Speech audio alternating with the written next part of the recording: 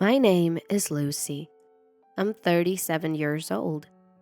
David, my husband, who is a year older than me, and I have been married for 12 years. I met David through work. He was an employee at a client company of the firm I worked for. Our relationship deepened through our shared hobby of tennis, and after 2 years of dating, we got married. Even after marriage, I wanted to continue working, but we had difficulty conceiving.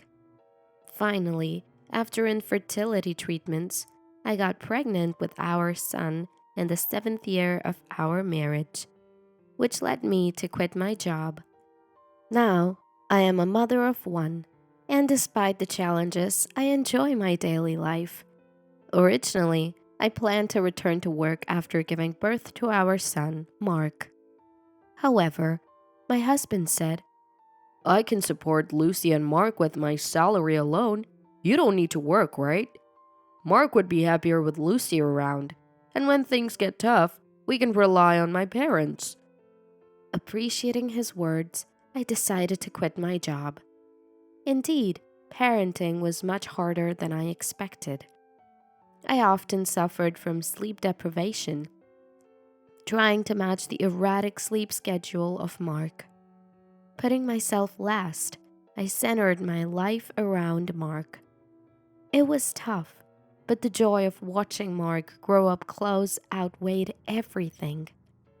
I was deeply grateful for David for allowing me to spend my days like this.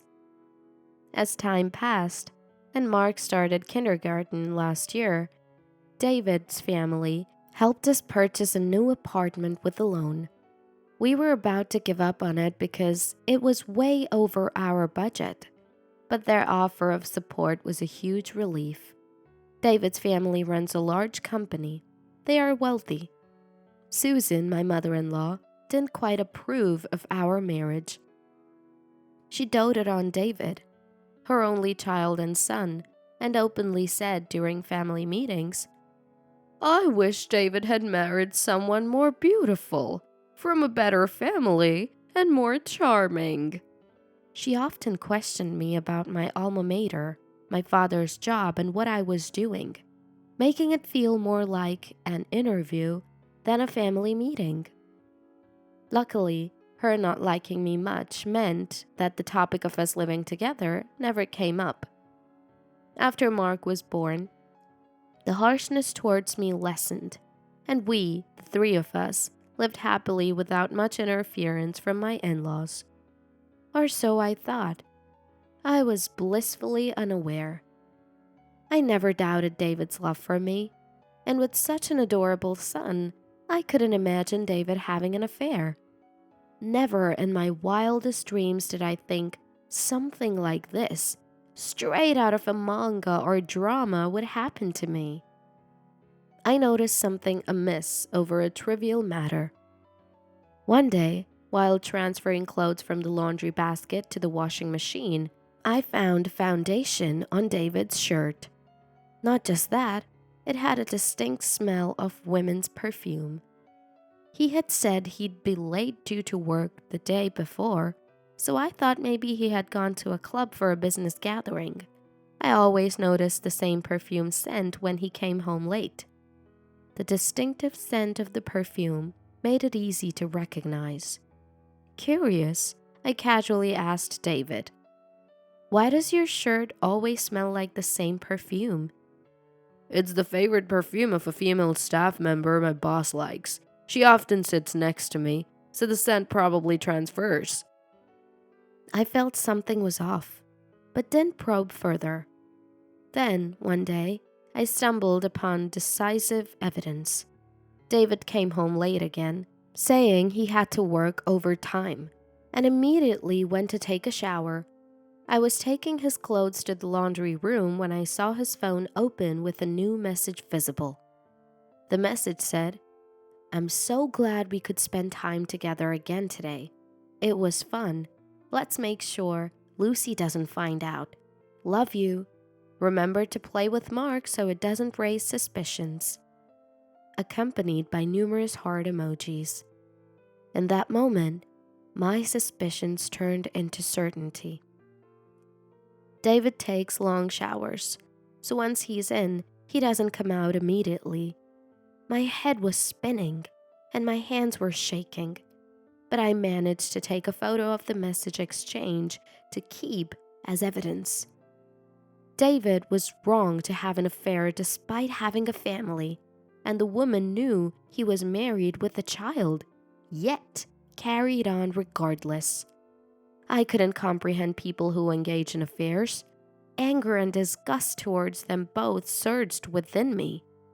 It was common knowledge that David's family was wealthy. He worked at a company owned by his father, Jim, and everyone expected him to be the next president. Was this woman in it for David's money? Whether it was serious or just a fling, I couldn't forgive David for having an affair while having me and Mark in his life. However, Mark is only 5, and I am a housewife. We have decades of mortgage payments left on the apartment we just bought. It was clear that I couldn't take immediate action upon learning of David's affair. Despite being deeply shocked, I didn't show my turmoil and prepared breakfast as usual the next morning, sending David off with Mark. "Dad, have a good day," Mark said, innocently smiling. David patted Mark's head and said, "Let's play together when I get back, Mark." Then turned to me. "Thanks for the send-off. I'll work hard for the family," and left the house. His words felt insincere. Having an affair, yet acting like nothing's wrong. At the moment, I discovered the affair. My love for David completely faded. But right now, there's nothing I can do. After dropping Mark at kindergarten, I would return home and ponder what to do next. I could confront David about the affair anytime, but now wasn't the right time. Mark is still young and adores his father. As a stay-at-home mom, handling life alone with Mark post-divorce seemed realistically challenging. My parents are too old and far away to rely on. I regretted quitting my job. Taking David's words at face value when he said he'd inherit his family business and that I could focus on taking care of Mark and the household. It would have been wiser to keep working for contingencies. Days of conflict continued. Wondering what choice to make. Could I deprive Mark of his father for my sake? He loves David so much. Whenever I thought of holding back from divorce, seeing the messages between David and his mistress reinforced my decision to go through with it. The other woman appeared to be in her early 20s. Their messages included lewd photos and conversations suggestive of a physical relationship. David, infatuated with someone over a decade younger, was no longer the husband I knew. David had no idea I knew about his affair. I somehow managed to keep calm daily without letting him know. On days he met his mistress and came back, he would bring gifts, probably out of guilt. Then he'd play the good father with Mark, which infuriated me even more. Before I knew about the affair, I genuinely loved watching David laugh and play with Mark. After finding out, my feelings cooled surprisingly quickly. Then one day, out of the blue, and not on a special occasion like my birthday or our anniversary, David gave me a present. "What's this all of a sudden? This necklace looks expensive." "To show my gratitude," he said cheerfully, "for all the hard work with the house and Mark. Please, take it." That night, I checked his phone and discovered that the necklace was meant for his mistress, who rejected it, calling it old-fashioned. Knowing it was a returned gift from his mistress, I threw it away as soon as David left for work, despite it being blameless. Half a year since the affair came to light, there was no sign of him stopping. He continued to bring home gifts after meeting his mistress and played happily with Mark. If he voluntarily helped with Mark or household chores, it meant he had met her that day. The simplicity of his actions was astounding. I didn't want Mark touched by the same hands that were involved in an affair, but Mark looked so happy when David was in a good mood. All I could do was endure. That's what I thought. Even in such times, I was steadily preparing for divorce. I started studying for various qualifications to ensure a smooth re-entry into the workforce post-divorce. I thought it would be difficult for a woman in her late 30s and a single mother to find a job otherwise. Ironically, having a divorce as a goal made my days busy and fulfilling.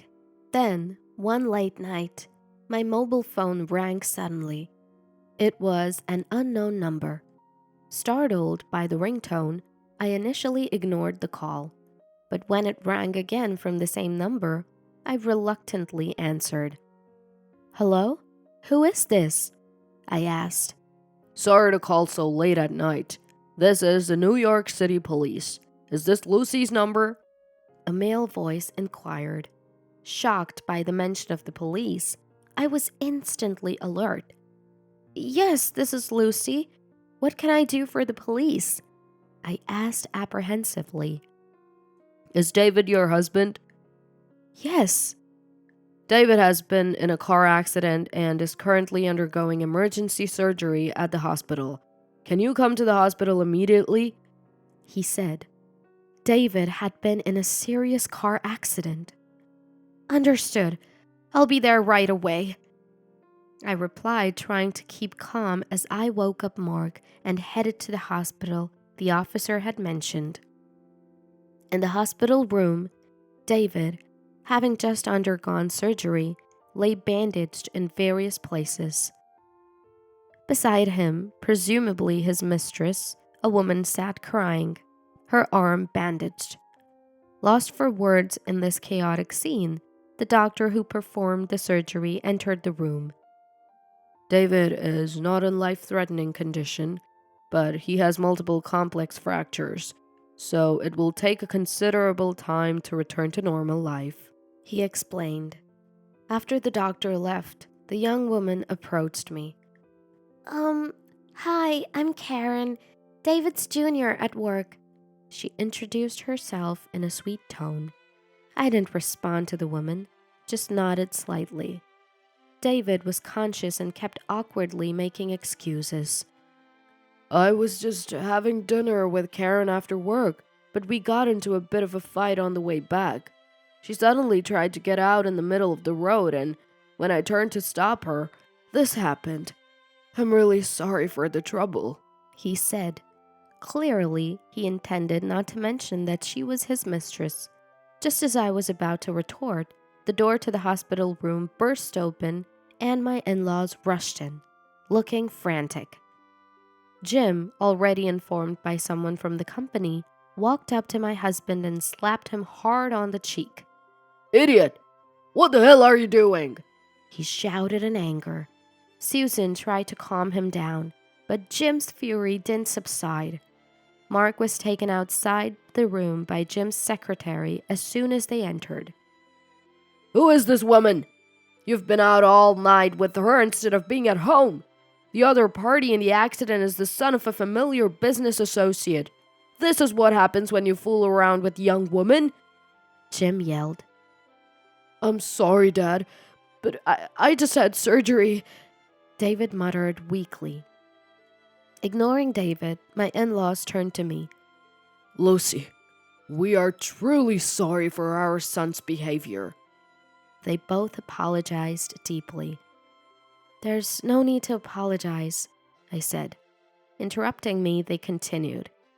We were wrong in our upbringing. We spoiled him for being an only child. It's our fault he turned out to be such an irresponsible man. Jim apologized profusely. I decided to tell them the truth. I've known for over 6 months that David was having an affair. Ignoring David's shocked, What? Why? I continued. Mark is still young, and I'm a stay-at-home mom. We just received your support for the apartment, so divorce wasn't an option. I thought enduring this alone would suffice, but I never expected things to turn out this way. Jim fell silent for a while, then said, It's late. Go home with Mark for now. We'd like to talk more tomorrow after Mark goes to kindergarten, if that's okay. I agreed. The next day, I visited David's hospital room with his clothes and other items. Oh, isn't your girlfriend here today? I asked sarcastically. David laughed. After she left yesterday, she messaged me she was going back to her parents' home, and I haven't been able to contact her since. She seemed scared of Dad's outburst. Young women are unreliable. Lucy, you're the one for me. He was clearly trying to appease me. Realizing his approach wasn't working, he said earnestly, I'm truly sorry. It was just a fling. Please forgive me. But I ignored all his words. I'll leave these things here, I said, and left the room. He didn't seem to realize that he had admitted to the affair. Such a foolish man. Later, when it was time for my meeting with my in-laws, they arrived at our house and again apologized. We're deeply sorry for our son's unforgivable actions. Then Jim began to speak. After hearing about the accident, we thought a lot about Lucy and Mark. We also immediately investigated the woman involved with David. It turns out she's a receptionist at a client company David was dealing with. They've been in a relationship for over 3 years. Lucy, you might not want to hear this, but I thought you should know. Over 3 years. I had no idea it had been going on for that long. He started the affair when Mark was just 2 years old. I couldn't forgive him for cheating even though he had such a cute son. Now, let's get to the main point. We came here today to hear what you really want, Lucy, Jim said. When asked, I clearly stated, I've been thinking about divorcing David. My in-laws nodded in agreement, as if they expected my answer. Lucy's decision is understandable.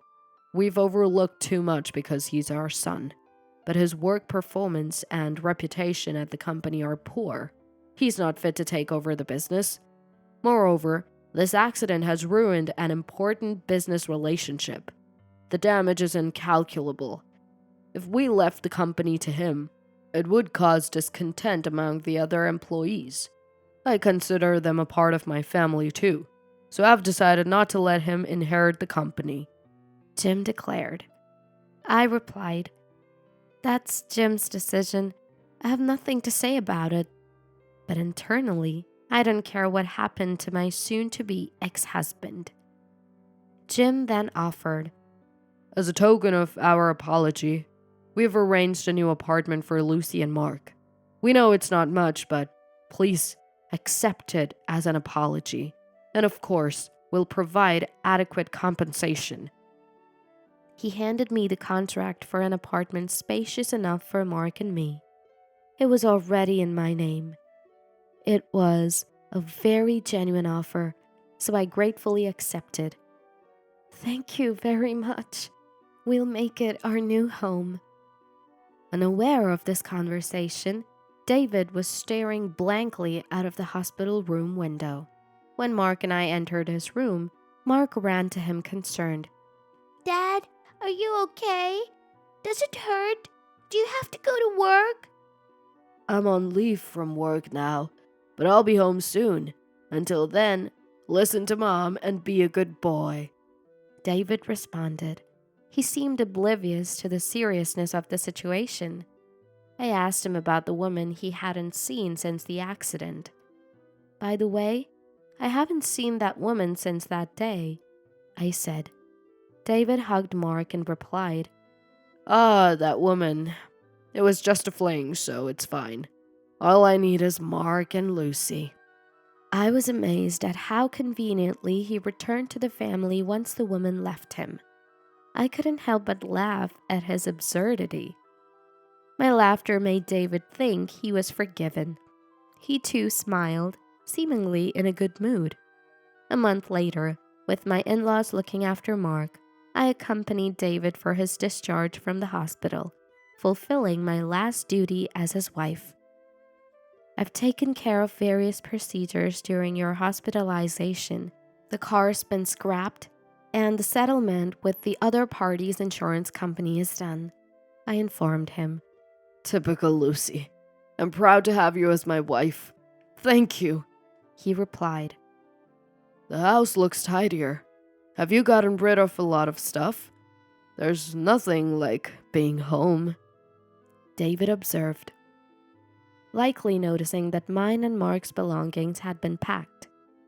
Right on cue, the doorbell rang. Moving company!